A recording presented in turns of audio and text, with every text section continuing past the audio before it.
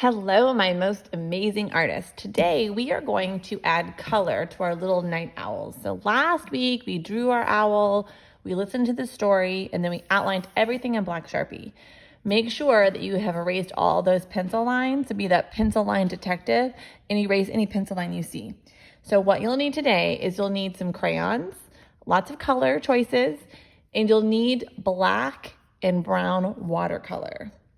I know, your watercolor set in your art kit, I took out all the black and brown because we typically don't use them, but we need them today. If you don't have black or brown watercolor paints, you can just use a different color for your night sky if you want, and your tree can be any color you want as well, but you kind of want to do watercolors for the sky and the tree to show our magic trick, okay?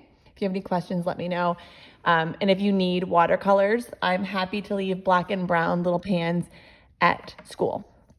So step one, we need to add color with crayons because we're going to make a crayon resist. And we did this in kindergarten. We colored first where our crayon is nice and waxy so you could feel the difference. And that's what we want to do. We are going to color our owl and our moon. Now you can decide, is your moon yellow or is your moon white? If you're leaving your moon white, you still need to color it white. And I know what you're thinking. You're like, Mrs. Cole, what? It's already white. We need to color our moon white with crayons for our magic trick to work. So if you want a white moon, go ahead and color it white, nice and heavy. It'll be hard to see, but you got this. We did this last year too. So your owl can be whatever color you think your owl should be. If it's rainbow, whatever, the little feathers, it's your choice. So I'm gonna let you color your owl any way you want, and your moon, either leave it white or yellow. Now, if you did your tree, this is how we're gonna do our tree. So get your brown crayon, and we need to add some wood to our tree to make it look more like a tree and make it more interesting. So I'm gonna color a couple heavy ovals, kind of scattered around my tree, and I'm kind of pushing hard, not hard enough to break my crayon, but hard enough that it's nice and waxy. So when you feel it, you can feel the difference in the paper. Okay, so now I'm gonna do some kind of wavy lines going vertical to kind of follow the tree, to kind of give it that look of bark or a tree. So you can add as many or as few as you like on your tree. You just don't want to color your tree in. You can kind of put a circle around those knolls or whatever we call them, the notches on our tree branch.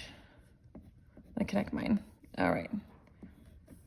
You can do yours however you want to do mine. Yours, and I did mine. All right. Hopefully that made sense. So I have some little bumps on my tree and some lines. I didn't color it in, and you should be able to feel that crayon. If you want to add a couple of tree lines on your branch, you are more than welcome to. You also want to color, if you chose to add leaves with your crayon, go ahead and color nice and heavy for those leaves. Anything we don't want the paint to get to, we want to color it with crayon. So I'll let you watch me color the leaves. You can color them all the same color. You can have bright green leaves or fall colored leaves. It's your choice as the artist. All right, I'm gonna pause this video, and when I come back, I'm gonna have my owl colored in and my moon colored in. So I'm gonna let you take a break and color your owl, get your tree set up, color your moon, and get ready. All right, I'll see you in a couple. Okay, so I've colored my owl. I decided to go with my favorite color, which is like a turquoise color, and some apple greens and pinks for their feathers. But again, you can color your owl whatever your little artist heart wants to. You can do lots of colors, just one color, up to you. So now I wanted to show you, when you're coloring, you need to make it nice and waxy and dark. You don't want to leave spaces like this. So make sure you go over that. Sometimes you have to go over it the opposite way you colored the last time. So you really want to get rid of as much paper as you can, and especially around those edges. We want to trap that water from coming in, or block that water from coming inside our owl. So everything's colored. My moon is colored, my owl is colored, and there's one more thing I want you to do. I want you to get your white crayon. and it's nighttime. And sometimes at night, stars come out, right?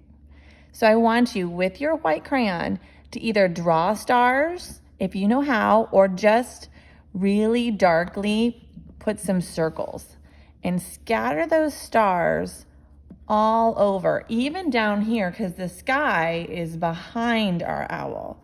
So you can put as many or as few as you want. I'm just doing circles because sometimes drawing the stars is hard. Plus I like the way that looks. So I did lots of white circles. So this is how you know you're ready for step 3, which is watercolor. You colored your owl, you have your tree ready to go, and then you added some stars in the background using white. You should be able to feel them even if you can't see them. All right, once it looks like this, you are ready for step 3, which is watercolor. So go ahead and get your paintbrush, a cup of water, a paint shirt, and your black and brown watercolors. And let's get ready to watercolor. I'll see you in a minute.